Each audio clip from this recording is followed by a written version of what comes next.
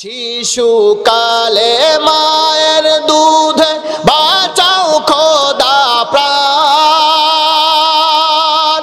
মায়ের স্নেহে বেড়ে উঠি তোমার অবদান। বন্ধু হয়ে ভালোবাসা, বন্ধু হয়ে ভালোবাসা ছড়াও জগতময়। তোমার মতো প্রিয় বন্ধু যার হৃদয়ে রয়, তোমার মতো প্রিয় বন্ধু যার হৃদয়ে রয়। যদি আল্লাহ আমাদের গুনাহ ফাঁস করে দিত, তাহলে আমার সাথে আমার মা কথা বলতো না, ঠিক কিনা বলে? আমার গুনার খবর যদি আল্লাহ ফাঁস করে দিত, তাহলে আমার কলিজার টুকরা সন্তান কথা বলতো না। ভাবতো আমার বাবা কত খারাপ, আমার বাবা কত জঘন্য, আমার বাবা কত খারাপ কাজ করছে, আমার পরিচয় দিব না, আমার বাবা হতে পারে না। আমার মা হয়তো ঘরের মধ্যে কোনায় কাঁদতো, এরকম জঘন্য ছিল, আমার পেটে ধরছিলাম। আল্লাহ, যদি আগে জানতাম তাহলে আতর ঘরে লবণ খায় মারে ফেলে দিতাম, কিন্তু আল্লাহ ছাত্রের চাদর দিয়া আমার আপনার জঘন্য জঘন্য গুনাহ খাতা ঢাকে রাখছে। বলেন আল্লাহু আকবার। বলেন আল্লাহ ফাঁস করে দেয় নাই। তাতানাজ্জালু আলাইহিমুল মালাইকাতু আল্লা তাখাফু ওয়া লা তাহজানু ألا تخافوا ولا تحزنوا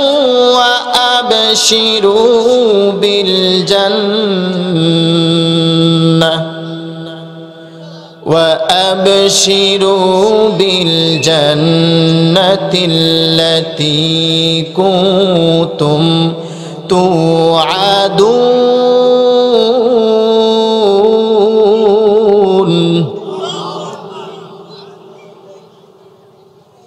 ألا تخافوا ولا تحزنوا وأبشروا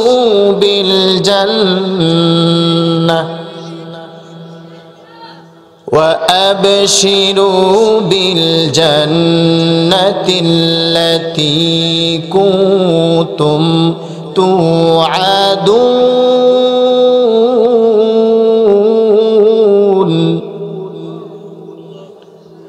نحن أولياؤكم في الحياة الدنيا وفي الآخرة. نحن أولياؤكم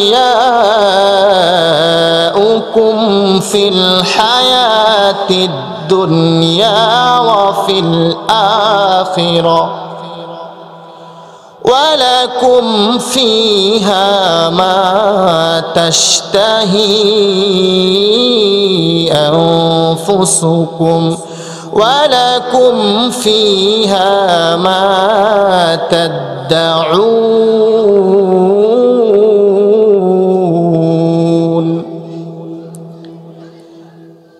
إن الذين قالوا ربنا الله ثم استقاموا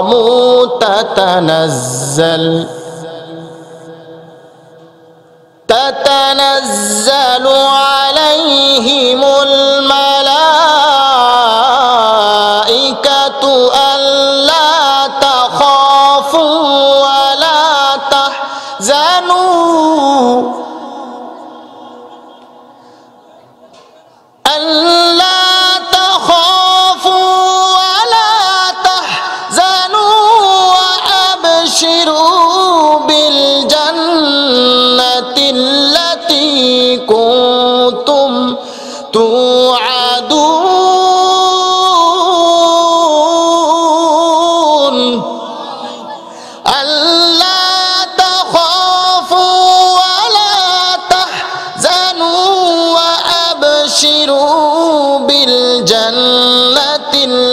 التي كنتم توعدون نحن أولياؤكم في الحياة الدنيا وفي الآخرة ولكم فيها ما تشتهي أنفسكم ولكم فيها ما تدعون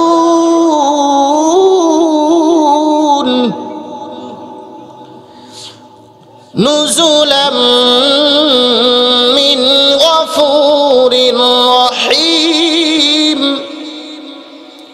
نزلا من غفور رحيم نزلا من غفور رحيم نزلا من غفور رحيم صدق الله العظيم বলেন আল্লাহু আকবার আল্লাহ তাআলা বলেন বান্দা আমি এই কোরআনকে নাজিল করছি আমি এই কোরআনকে অবতীর্ণ করছি এবং আমি আল্লাহ তাআলা জিম্মাদারি নিয়ে নিলাম এই কোরআনকে হেফাজত করার আমি আল্লাহ জিম্মাদারি নিয়ে নিলাম সুবহানাল্লাহ বিহামদি সুতরাং তোমরা যতই কোরআনের বিরোধিতা করো তোমরা যতই আমার কালামুল্লাহ মহাবিশ্বের মহাবিশাল কোরআন এই কোরআনের বিরোধিতা যারা করবে যেই কুলাঙ্গার কথা বলবে যেই কুলাঙ্গার কোরআনকে নিয়ে কোনো কথা বলবে যারা কোরআনকে নিয়ে কটূক্তি করবে কোরআনের উপর একটা আঙ্গুল উঠাবে চোখ উঠাবে আল্লাহ তাআলা তাদের কোনো ছাড় দিবে না ঠিক কিনা বলেন মুসলমান সাল্লাল্লাহু আলাইহি ওয়াসাল্লাম বলেন ইযা উযিআল মাইয়াতা ফি কবরিহি জাআল কুরআনু ইনদা রাসিহি যদি কোনো বান্দা বান্দি এই কোরআনকে ভালোবাসে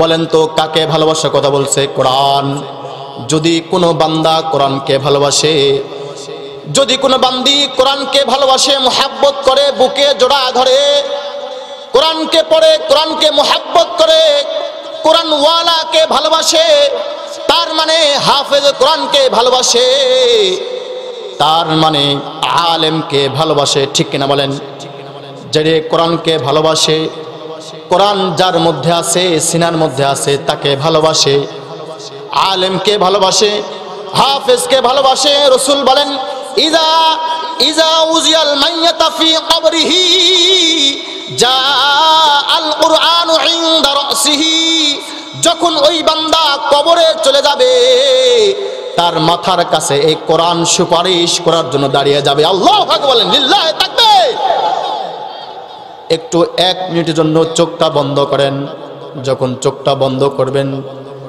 দেখবেন যে আপনার ডানে এক ভাই বসা আছে আপনার বামে আরেক ভাই বসা আছে কিন্তু যখন চোখটা বন্ধ করলাম এখন দেখি অন্ধকার সামনে আমি যে বসে আছি অন্ধকার হুজুর কথা বলতেছে কিন্তু দেখা যায় না ঠিক কিনা বলেন দেখা যায় না আমার সামনে বাবা বসে আছে দেখা যায় না আমার সামনে আমার বামে আমার ডানে আমার ভাই বসে আছে দেখা যায় না কিন্তু চোখটা এই মুহূর্তে খোলার মতো অধিকার আমার আছে সামর্থ্য শক্তি আছে চোখ খুললাম এই যে চোখ খুললাম চোখ বন্ধ করলাম আমার এই মুহূর্তে চোখ বন্ধ করার আমার সামর্থ্য আছে শক্তি আছে আমার সেই আবার চোখ বন্ধ করার সামর্থ্য আছে শক্তি আছে কিন্তু একটা দিন চলে আসবে ওই যে আমাদের মাথার উপরে কয় আসমান বলে কয় আসমান সাত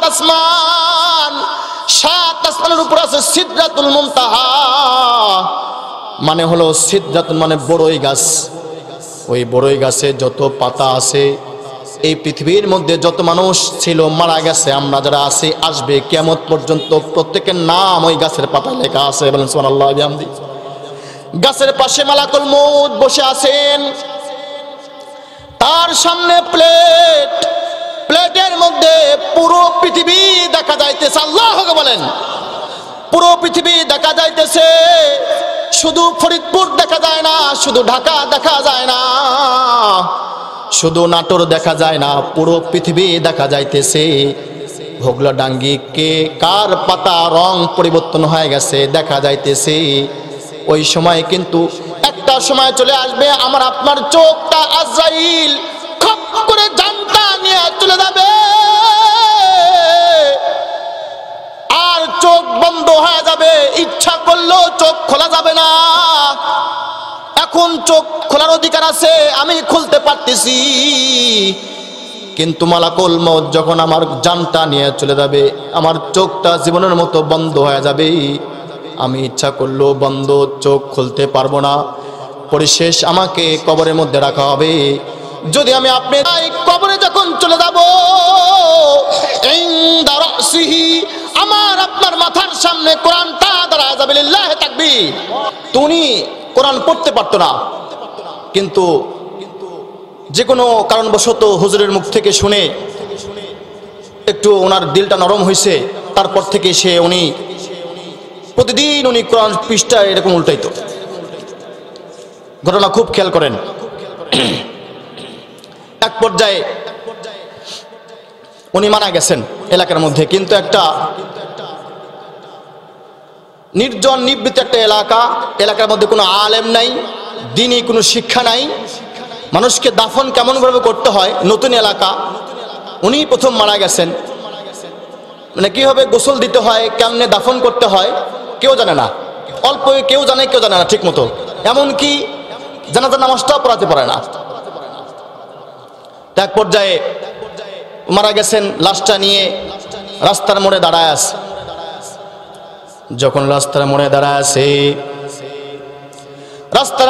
আছে, এজন্য তারা জানতো আমাদের রাস্তা দিয়া একটা হুজুর প্রতিদিন সাইকেল চালায় যায়, তার মুখে লম্বা দাড়ি, তার মাথায় পাগড়ি, গায়ে লম্বা জামা, উনি প্রতিদিন এখান দিয়ে সাইকেল চালায় যায়। এই আশা নিয়ে তারা লাশ নিয়ে রাস্তার মাঝে দাঁড়ায় আছে। যখন দাঁড়ায় আছে, অপেক্ষার প্রহর গুনতেছে,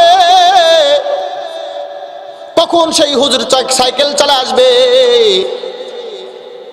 অপেক্ষা করতে করতে যখন তারা ক্লান্ত হয়ে গেছে, পরিশেষে দেখে যায় হুজুর ঠিকই সাইকেল চালা আসতেছে, দাঁড় করাইছে। হুজুর দাঁড়ান, বলে হুজুর বলে যে আমার দেরি হয়ে গেছে, আমার অফিসে যাইতে হবে। বলে হুজুর দাঁড়ান, এই যে লাশ দেখা যায়, আমরা লাশ নিয়ে দাঁড়ায় আছি। বলে তোমরা কেন দাঁড়ায় আছো? আমরা এই জন্য দাঁড়ায় আছি যে এখানে কেউ এরকম নাই যে তাকে জানাজা নামাজ পড়াবে, এমনকি কেমনে কবরের মধ্যে নামাইতে হয়, কোন সূরা পড়তে হয়, কি দোয়া পড়তে হয়, আমরা কেউ জানি না। এই জন্য দাঁড়ায় আছি, আপনারা অপেক্ষা আছি। অনুরোধ হুজুর, আপনি এই বিপদ থেকে আমাদের রক্ষা করেন। হুজুর সবার রিকোয়েস্টে হুজুর থামছে, সুন্দরভাবে গোসল করাইছে, কাফনে কাপড় পরাইছে। যখন কবরের মধ্যে নামছে, নামার সময় কবরের মধ্যে নামছে, আবার উঠছে, মাটি সব দেওয়া হয়ে গেছে। উনি ওনার কর্মস্থলে চলে গেছে। যখন কর্মস্থলে চলে গেছে, যায় দেখে তার অফিসের যত কাগজপত্র ছিল, পেপারস গুলো কিচ্ছু নাই, পকেট থেকে সব কোথায় যেন পড়ে গেছে। উনি খুঁজতেছে, কোথাও পায় না। এক পর্যায়ে যখন কোথাও পায় না, উনি ব্যাক করছে, খুঁজতে খুঁজতে খুঁজতে খুঁজতে ওই পর্যন্ত চলে আসছে যেখানে লাশ দাফন করছে। খুঁজতে খুঁজতে যখন চলে আসছে, এলাকার মানুষকে সবাইকে ডাকছে, ও ভাই তোমরা একটু আমাকে রক্ষা করো, আমি বিপদের মধ্যে পড়ে গেছি। বলে কি বিপদ হুজুর? আপনার সাহায্য আমরা করব, কারণ হইল আপনি একটু আগেই যে আমাদের বিপদ থেকে রক্ষা করলেন। এই কথার ফাঁকে একটু কথা বলি, আজ থেকে 20-30 বছর আগে বাংলাদেশে বা পৃথিবীর মধ্যে শিক্ষার হার কম ছিল না বেশি ছিল? বলেন, কম ছিল। শিক্ষার হার কম ছিল, কিন্তু মানুষের মনুষ্যত্ববোধ বেশি ছিল, ঠিক কিনা বলেন?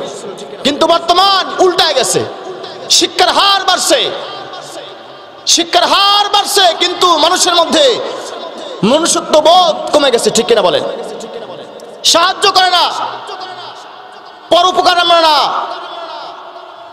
বরং এমন উল্টো হয়ে গেছে, যদি কেউ টাকা ধার দেয়, তাকে সাহায্য করলো, এহসান করলো, টাকা দিবে 20 দিন পরে, 1 মাস হয়ে যায়, টাকা চাওয়া যায় না, উল্টো তার গরম, ঠিক কিনা বলেন?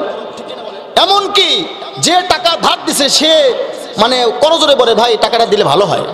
কি অবস্থা! এরকমই তো হচ্ছে সমাজের মধ্যে। দেবো না টাকা, আমি কি মারি খাচ্ছি নাকি, চলে যাচ্ছি নাকি, বিদেশে চলে যাচ্ছি, দেবো না টাকা, সমস্যা নাই, তার উল্টা গরম। তার মানে কি বুঝলাম? শিক্ষার হার বাড়ছে, কিন্তু আমাদের ভিতরে মনুষ্যত্ববোধ নাই। কিন্তু আজ থেকে 20 বছর আগে শিক্ষার হার কম ছিল, তবে মানুষের মনুষ্যত্ববোধ বেশি ছিল, ঠিক কিনা বলেন? তো যখন ওই হুজুর বলছে, হ্যাঁ হুজুর অবশ্যই আমরা আপনাকে সাহায্য করব। যখন হুজুর বলছে আমি বিপদের মধ্যে পড়ছি, কি বিপদ? বলতেছে হুজুর, বলতেছে যে আমার পকেটের মধ্যে একটা আমার পেপার ছিল, আমার অফিসের পেপার ছিল, কার্ড ছিল, যখন আমি অফিসে গেলাম দেখি একটাও কার্ড নাই। আমি খুঁজতে খুঁজতে এই জায়গায় চলে আসলাম। আমার মনে হয় এই জায়গায় পড়ছে, সবাই খুঁজতেছে কিন্তু কোথাও পায় না। যখন কোথাও পায় না, সবার সম্মতিক্রমে মনে করছে যে না না, কোথাও যখন পাইলাম না, তাহলে অবশ্যই আমি যখন লাশটা কবরের মধ্যে নামছিলাম, আমি উপর হয়েছিলাম, তখন মনে হয় আমার পকেট থেকে কাগজগুলো, পেপারসগুলো সব পড়ে গেছে। এই কথা সিদ্ধান্ত অনুযায়ী কবরে এক পাশ থেকে মাটি সরাইছি। মাত্র নগদ 1-2 ঘন্টা হয়েছে, মাটি সরাইছে, তখন এত সুঘ্রাণ হয়ে গেছে, এত সুঘ্রাণ হয়ে গেছে, ওরকম ঘ্রাণ আর কেউ কখনো শুকে নাই। আল্লাহ বলেন, লিল্লাহে তাকবীর। এরকম ঘ্রাণ আর কেউ কোনোদিন শুকে নাই, এমন সুঘ্রাণ হয়ে গেছে। কবরটা যখন এক পাশ থেকে বাঁশ সরায়, ওনার পেপারসগুলো পাইছে, পেপার নিয়ে ওনার চাকরিবাদ, বলতেছে আমার কর্মস্থলে যাব না, বলো এই বাড়ির, এই লাশের বাড়ি কোথায়, আমাকে সেখানে নিয়ে চলো। এমন সুঘ্রাণ হয়েছে, কবরটা বাড়িতে চলে গেছে, তার আপনজন আছে, তার ছেলে আছে, বলে তোমার আব্বা কি করতো, তোমার বাবা কি বড় আলেম ছিল নাকি? বলে না না না, বড় আলেম ছিল না, মাঠে কাজ করে খাইতো, কিন্তু আমার আব্বার একটা আমল ছিল, আমার আব্বা কিন্তু কোনোদিন মাদ্রাসায় পড়ে নাই, আমার আব্বা কিন্তু কোরআন শরীফ পড়তে পারতো না, কিন্তু আমি প্রতিদিন দেখতাম আমার বাবা যখন সকালে ফজর নামাজ পড়তো, নামাজ পড়ার পরে আব্বার ঘরে একটা বই আছে, সে ছেলেও দেখে না সে বইটা কি। বলে আমার আব্বা ওই একটা বই, মোটা একটা বই আছে, ওই কিতাবটা প্রতিদিন আব্বা সকালবেলা পড়তো আর বলতো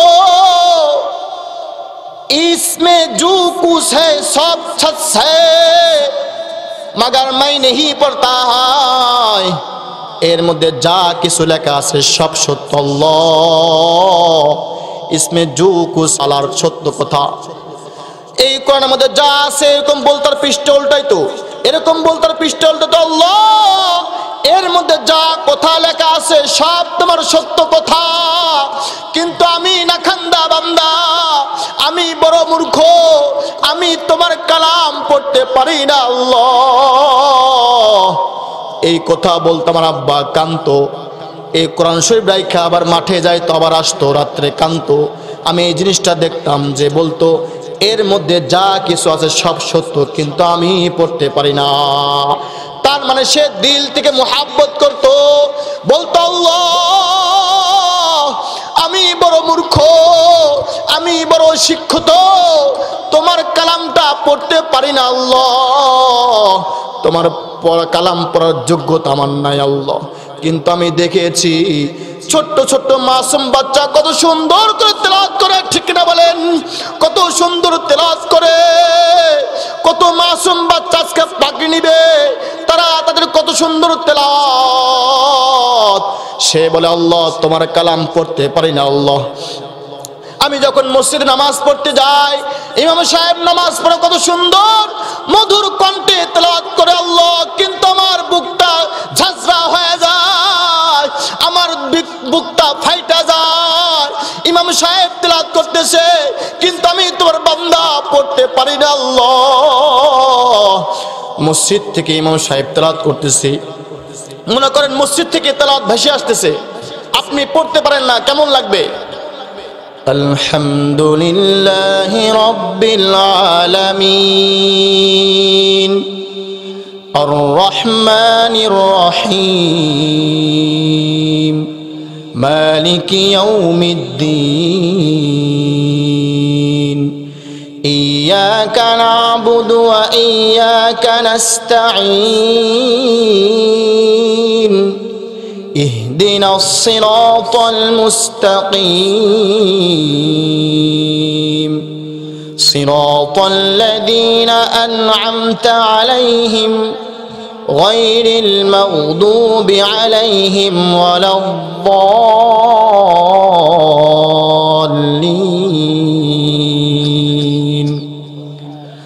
তাবারাকাল্লাযী জা'আলা ফিস-সামাই বুরুজান وجعل فيها سراجا وقمرا منيرا وهو الذي جعل الليل والنهار خلفة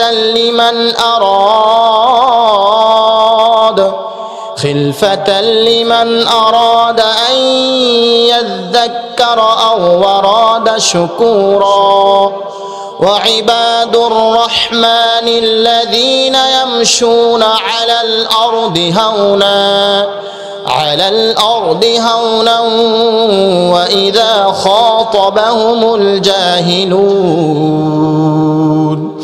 وإذا خاطبهم الجاهلون قالوا سلاما والذين يبيتون لربهم سجدا وقياما والذين يقولون ربنا اصرف عنا عذاب جهنم إن عذابها كان غراما إنها ساءت مستقرا ومقاما الله أكبر যদি এরকম মধুর কণ্ঠে, আমার তো কণ্ঠ নাই, আরো মধুর কণ্ঠে যদি ভেসে আসে আর নামাজ সারা রাত পার হয়ে যাবে, তার নামাজ শেষ হবে, ঠিক কিনা বলেন? আল্লাহু আকবার।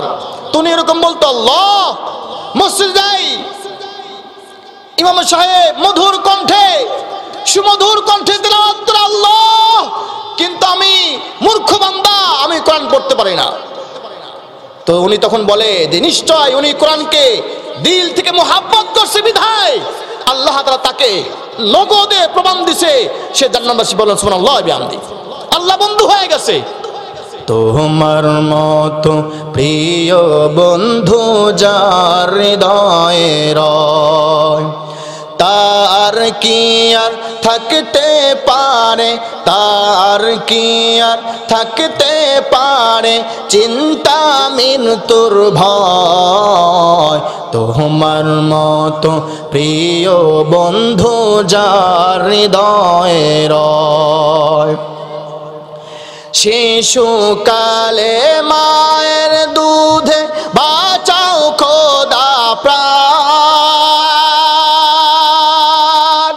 মায়ের স্নেহে বেড়ে উঠি তোমার অবদান। লিল্লাহে তাকবীর, আরো জোরে লিল্লাহে তাকবীর।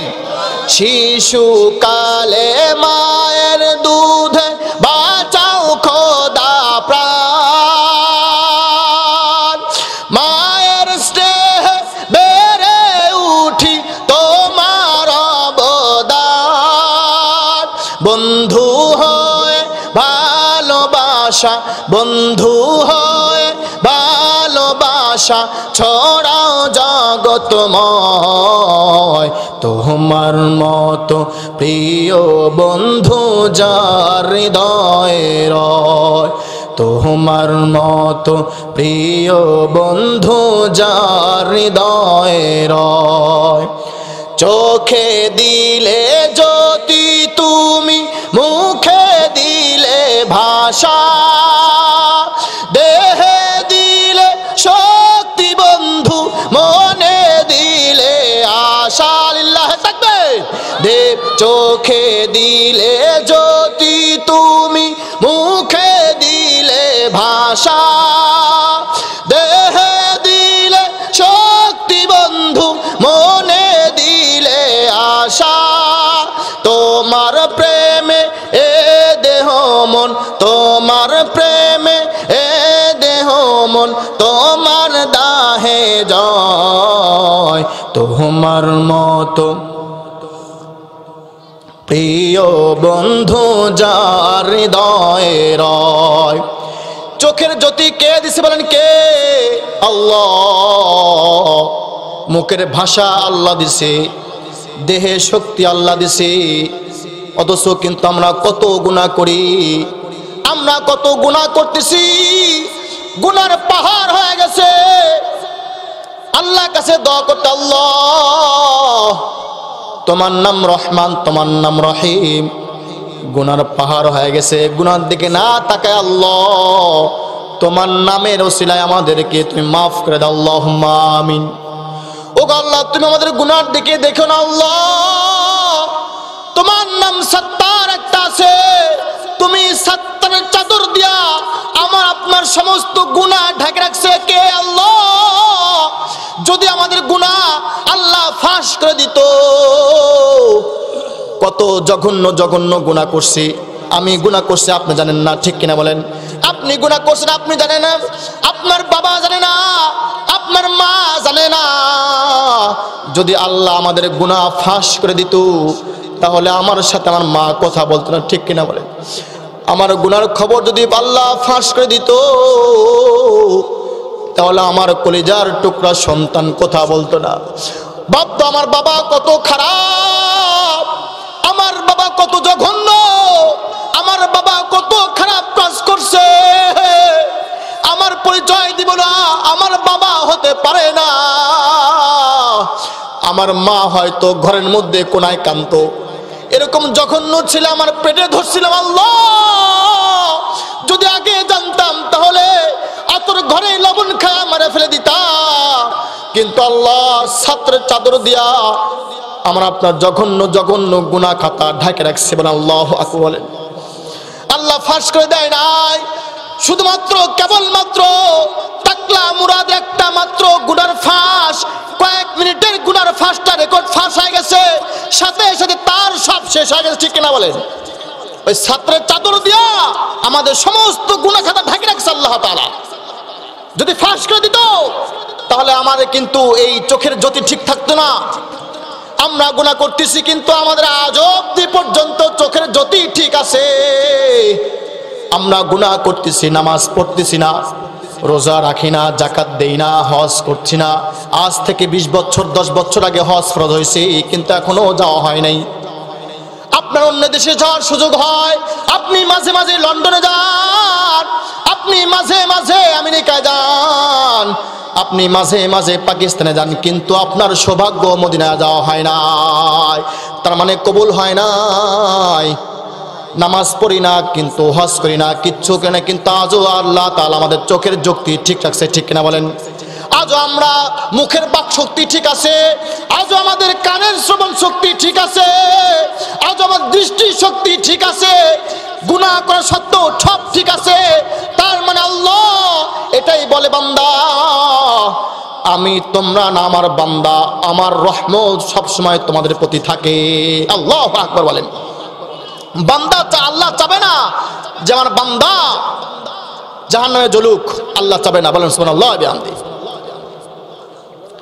গুনাহ যত বড়ই হোক, আল্লাহ তাআলার কাছে মাপ চাইলেই ফাকুল তুস্তাগফিরু রাব্বাকুম ইন্নাহু কানা গফফারা।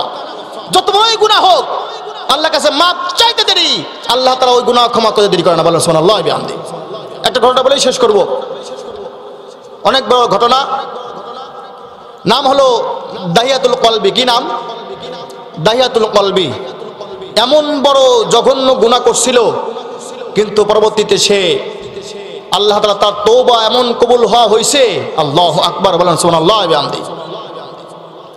উনি জীবন্ত সন্তানদেরকে কবরস্থ করতে বলেন, নাউজুবিল্লাহ বলেন। সে ভাড়াটিয়া ছিল, নিজের সন্তানকে তো কবরস্থ করতোই, তার সাহস অনেক, মায়া দয়া ছিল না তার ভিতরে, কোনো দয়া ছিল না। অন্যত্র যদি খবর আসতো, দেখাতুল কলবি তুমি চলে আসো, আমার সন্তান মেয়ে সন্তান হয়েছে জাহেলিয়াতের যুগের, তাকে কবরস্থ করতে হবে, তুমি সে সাহস, সে কবরস্থ করতো। এক পর্যায়ে উনি যখন সফরে চলে যাবে, ওনার স্ত্রীর গর্ভের সন্তান, উনি বলছে যদি তোমার গর্ভের সন্তানটা মেয়ে হয় তাহলে সাথে সাথে তাকে মেরে ফেলবা, আর যদি তোমার গর্ভের সন্তান ছেলে হয় তাহলে আলহামদুলিল্লাহ তাকে তুমি বড় বানাবা। তোমার তার গর্ভের সন্তান, উনি কথা বলে সফরে চলে গেছে। তার গর্ভের সন্তান, মা প্রসব করছে মেয়ে সন্তান। বলেন তো দেখি, মা যত বড়ই হোক, মা কি কখনো তার সন্তানকে মেরে ফেলতে পারে নাকি? আল্লাহু আকবার। মা কখনো পারবে না, মা পারবে না। মার দয়া, মার মায়া, ভালোবাসা, মা তো ওই মেয়েকে মারে নাই। বাবা তো চলে গেছে, সিরিয়া সফরে চলে গেছে, মা মানে নাই, তাকে আদর দিয়ে দেয়া বড় করছে।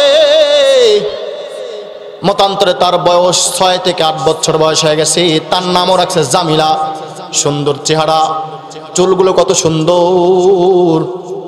6-7 বছর পর ওই তার বাবা চলে আসছে। যখন তার বাবা চলে আসছে, বাবা যখন চলে আসছে পিছন দিয়া, ওই তার মা অরোজার সন্তান, তার মেয়ে বাবাকে জড়ায় ধরছে। উনি তো জানে না এটা আমার মেয়ে, উনিও জড়ায় ধরছে, কপালে চুমা খাইছে। যখন কপালে চুমা খাইছে, দূর থেকে তার স্ত্রী দেখে ফেলছে যে আমার মেয়েকে জড়ায় ধরছে, আমার মেয়েকে চুমা খাইছে।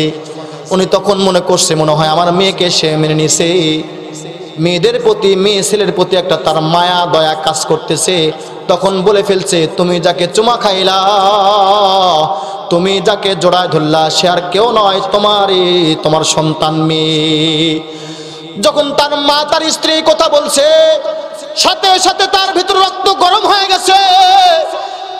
ঝাঁকি মেরে তার মেয়েকে ফেলাই দিছে। তার মেয়ে হুট করে হোঁচট খায় পড়ে গেছে। সাথে বলতেছে, দাও কোদাল দাও, বেলচা দাও, কোদাল দাও, আর তাকে তুমি রেডি করে দাও। তার সে একটা কথায় 100 হুকুম। তার স্ত্রী কান্না কণ্ঠে তার হাতে কোদাল দিছে। আর জামিলাকে তার মা, মাথাটা কি সুন্দর চুল তেল দিয়া দিছে। তেল দিয়া তার মা জামিলার মাথা আশ্রয় দেয়। মা ভাবতেছে, মনে মনে কাঁদতেছে, মা এই জামিলা, তোর এটাই জীবনের শেষ তুলে তেল দেওয়া।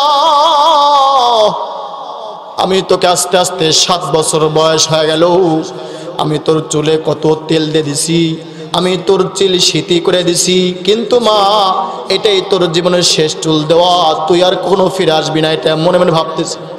জামিলা তাকায় দেখে তার মা কান্না করে। মা কান্দো কেন? বলে, না না না, বলা যাবে না, তুমি তোমার বাবার সাথে চলে যাও। দাহিয়াতুল কলবি বলতেছে, রসুলের দরবারে এই কথা বলতেছে, ইয়া রাসূলুল্লাহ, আমার মেয়ে পিছনে পিছনে আসতেছে, আর আমি সামনে নির্দয় একটা নিষ্ঠুর বাবার পরিচয় দিতে সামনে আমার হাতে কোদাল নিয়ে যাইতেছি। তুমি মধ্যে হাঁটতেছি, আমি তাকায় দেখি আমার মেয়ে বালুর মধ্যে হাঁটতে পারে না। তাকায় দেখি সে হোঁচট খায়া পড়ে যায়। আবার দাঁড়ায় ডাকা, আব্বু আমাকে নাও, আমাকে তুমি কোলে উঠায় নাও। কিন্তু আমার ভিতরে কোনো দয়া আসে নাই, আমার ভিতরে কোনো মায়া আসে নাই। ইয়া রাসূলুল্লাহ, আমি এত নিষ্ঠুর, আমার তওবাকে আল্লাহ কবুল করবে নাকি? আমি তাকায় দেখি আমার ছোট্ট জামিলা মেয়ে হোঁচট খায় পড়ে যায়, আবার উঠে দৌড়ায় চলে আসে। কিন্তু আমি নির্দয়ের পরিচয় দিয়ে আমি আস্তে আস্তে গন্তব্যে চলে গেলাম। পাহাড়ের চূড়ায় উঠলাম, আমি গর্ত খনন করতেছি। গর্ত খনন করতে করতে যখন গর্ত খনন করি, আমার মেয়ে চলে আসে। কি একটা দৃশ্য, আমার মেয়ে আইসা আমার কপালটা মুছে দেয়, তার জামার আঁচল দিয়ে আমার কপালটা মুছে দেয়, বলে বাবা তোমার আর থাকা লাগবে না, তুমি চলো, তোমার থাকা লাগবে না, তুমি কেন গর্ত করতেছো? আমি তোমাকে নিয়ে কত স্বপ্ন দেখছি বাবা, আমি তোমার রানে মাথা রেখে ঘুমাবো বাবা, আমি তোমাকে জোড়ায় ধরে রাত্রে ঘুমাবো, তুমি 7 বছর পর আসলাম বাবা, তুমি গর্ত করতেছো, ঠাটা পোড়া রোদের মধ্যে গর্ত করতেছো, তোমার কপাল ঘাম ঝরতেছে, তুমি চলো। কিন্তু ইয়া রাসূলুল্লাহ আমার দয়া কাজ করে না, আমি গর্ত করতেছি। যখন গর্ত কমপ্লিট হয়ে গেছে আমার মেয়েকে ডাক দিলাম, আমার মেয়ে কাছে চলে আসলো। আমি কত নির্দয়ের পরিচয় দিয়ে আমার মেয়েকে হাত পিছনে বেঁধে ফেললাম। আমি যখন হাত বাঁধলাম তখনও সে বোঝে নাই, বলতেছে বাবা আমার হাত বেঁধে ফেলছো, তুমি কি নাকি আমার সাথে কানামাছি খেলবা নাকি? তুমি কি আমার সাথে কানামাছি খেলবা? আমি কোনো উত্তর না দিয়া আমি তাকে একটা এমন জোরে ধাক্কা দিলাম, আমি তাকে ধাক্কা দিয়া গর্তের মধ্যে ফেলে দিলাম।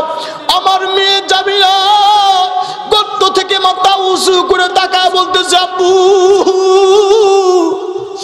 তুমি একটা নিষ্ঠুর আব্বু, তুমি আমাকে কেন ফেলে দিলা? আমার প্রাণটা ভিক্ষা দাও, আমাকে উঠাও, আমি আর এই শহরে থাকবো না। আমার 2 চোখ দিয়ে দিকে চাই সেদিকে চলে যাবো আব্বু, আমি তোমার পরিচয় দিব না, তুমি তোমার আব্বু হও, আমি তোমার পরিচয় দিব না, আমাকে উঠাও, আমাকে মেরে ফেলে দিও না। আর দরকার আমার মাকে নিয়ে আমি চলে যাবো, আমাকে পরিচয় দিব না, আব্বু আমাকে মেরে ফেলে দেও না। আমার মেয়ে বলতেছে কিন্তু আমি আমার হৃদয়ের মধ্যে কখনো দয়া মায়া আসে নাই, আমি নির্দয় নিষ্ঠুর পরিচয় দিয়ে কোদাল দিয়ে যখন বালু ফেলতেছি ফেলতে ফেলতে তার গলা পর্যন্ত বালু চলে আসছে। আমার মেয়ে বলতেছে আব্বু তুমি একটা নিষ্ঠুর আব্বু, তুমি একটা নিষ্ঠুর নির্দয় আব্বু, তোমাকে নিয়ে কত স্বপ্ন দেখছিলাম, তোমাকে নিয়ে আমি ঘুরবো, তোমার কোলে মাথা রেখে আমি ঘুমাবো, তোমার কাঁধে উঠবো, কিন্তু তুমি একটা নিষ্ঠুর পরিচয় দিলা। এই কথা বলতে বলতে আমি সর্বশেষ মাটি যখন তার মাথার মধ্যে দিলাম, আমার মেয়ে যখন নিঃশ্বাস চলে যায় একটা বড় চিৎকার দিয়ে বলছে আব্বু তুমি একটা নিষ্ঠুর আব্বু, তোমার মতো নির্দয় বাবা কেউ হয় না, তোমাকে আল্লাহ মাফ করুক। আজ 40-20 বছর হয়ে গেছে রাসূলুল্লাহ, আমি ওখান থেকে ফিরে এসে যখন খানা খাই, খানার প্লেটের মধ্যে আমার সেই মেয়ের ছবি দেখতে পাই। আমার আজ 20 বছর হয়ে গেছে, ঘুম হারাম হয়ে গেছে। আমি যখন ঘুমাইতে যাই, ঘুমের স্বপ্নের মধ্যে আমার মেয়েটাকে আব্বু তুমি একটা নিষ্ঠুর আব্বু।